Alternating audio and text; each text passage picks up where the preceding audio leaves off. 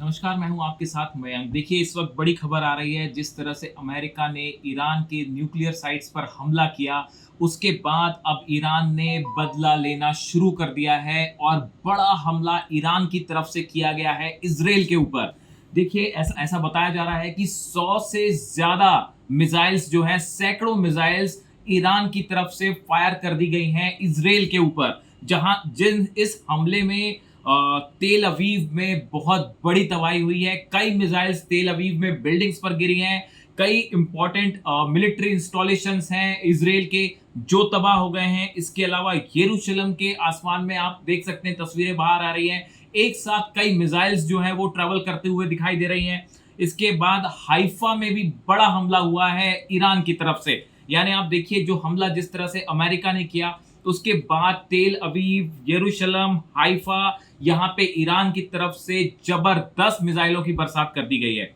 इसी के साथ ईरान की सेना की तरफ से बड़ा दावा किया गया है कि जो नेस जियोना है इजराइल का, यहाँ पे बायो वेपन प्लांट है इजरायली सेना का, इसको मिसाइल हमले में पूरी तरह से तबाह कर दिया गया है। ये जो इजरायली सेना का बायो प्लांट है, बायो वेपन प्लांट है, इसके ऊपर जो है एक मिसाइल गिरी है और बड़ी तबाही हुई है।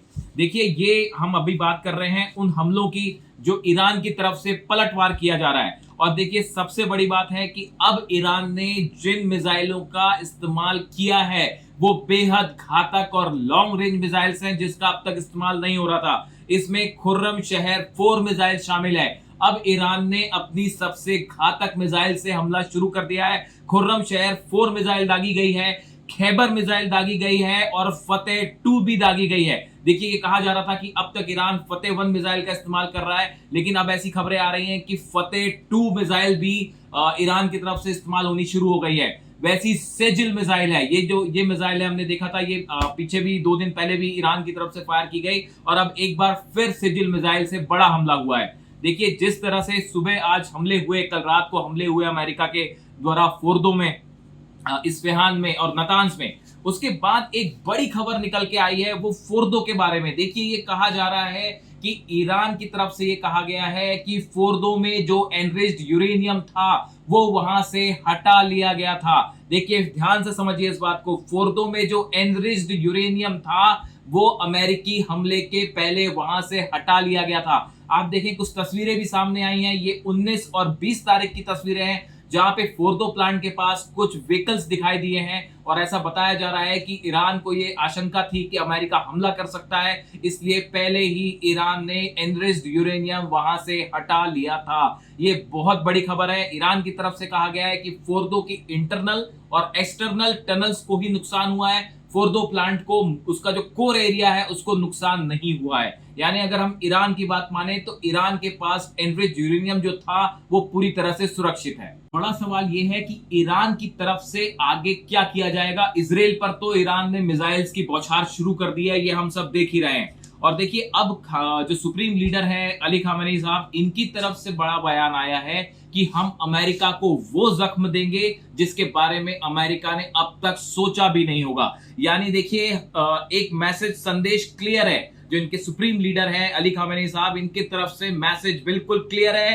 कि आप चाहे लाख हमले कर दीजिए, ईरान झुकेगा नहीं। ईरान अमेरिका के सामने सरेंडर नहीं करेगा। ये कहना है ईरान के सुप्रीम लीडर अली खामेनी साहब का, और ये मैसेज उन्होंने बिल्कुल क्लियर, साफ संदेश दे दिया है। इसके अलावा देखिए, अब जो बड़े कदम ईरान की तरफ से उठाए जा सकते हैं, एक तो सबसे बड़ी बात ये कही जा रही है कि जितने अमेरिका की एम्बेसीज हैं आसपास के इलाके में, देखिए एम्बेसीज जितनी है, अब वो सब बड़े खतरे में हैं। जो अमेरिका के बेसिस हैं, चाहे वो इराक में हो, चाहे यूएई में हो, चाहे बहरीन में हो, चाहे कतर में हो, ऐसे 60 से ज्यादा बेसिस हैं अमेरिकी सेना के, जहां पे करीब 40 से 50 हजार अमेरिकन सोल्जर्स हैं। काफी कुछ को हटा भी लिया गया है, लेकिन अभी भी बड़ी संख्या में यूएस आर्मी वहां प्रेजेंट है। ऐसे में कहा जा रहा है कि ईरान की तरफ से अब इन अमेरिकी मिलिट्री बेस को जल्द निशाना बनाया जा सकता है और जितने एम्बेसीज हैं अमेरिका की, दूतावास जो हैं वो निशाने पर हैं, उन पर हमला हो सकता है।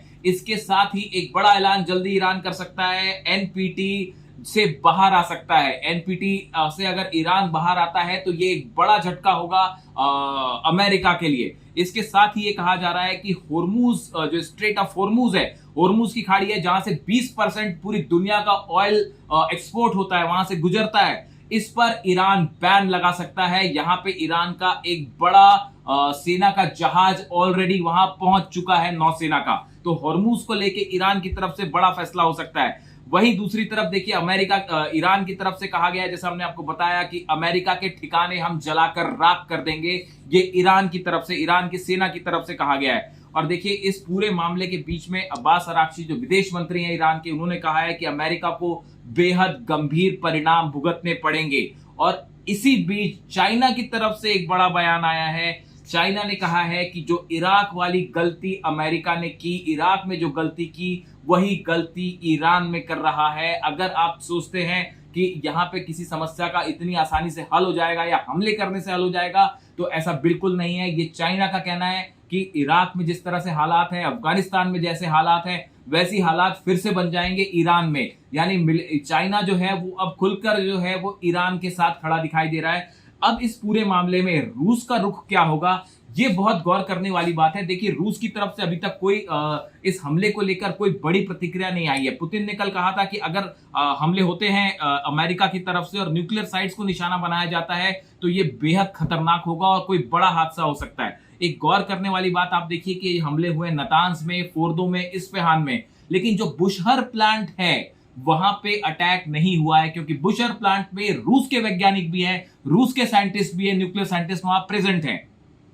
ऐसे में एक बड़ा सवाल यह भी उठता है कि क्या बुशहर प्लांट में भी एनरिच्ड यूरेनियम हो सकता है, या ईरान का जो एनरिच्ड यूरेनियम है ये जिन ठिकानों पे, ऐसे ठिकानों पे पहुंचा दिया गया है जिसके बारे में ना अमेरिका को जानकारी है ना इजराइल को जानकारी है। इन हालात में देखिए अगले चंद घंटे बहुत महत्वपूर्ण होने वाले हैं और ऐसा माना जा रहा है कि आज की रात एक बार फिर हम देख सकते हैं कि सैकड़ों मिसाइल्स ईरान की तरफ से फायर हो सकती हैं, सबसे पहले इजराइल के ऊपर। उसके बाद ट्रंप का क्या कदम होगा, नेतन्याहू का क्या कदम होगा, वो हम आप तक पहुंचाते रहेंगे। लेकिन फिलहाल जो जानकारी आ रही है कि ईरान ने अपना बड़ा बदला लेना शुरू कर दिया है, जिससे पूरे इजराइल में कई जगह से तबाही की खबर आ रही है।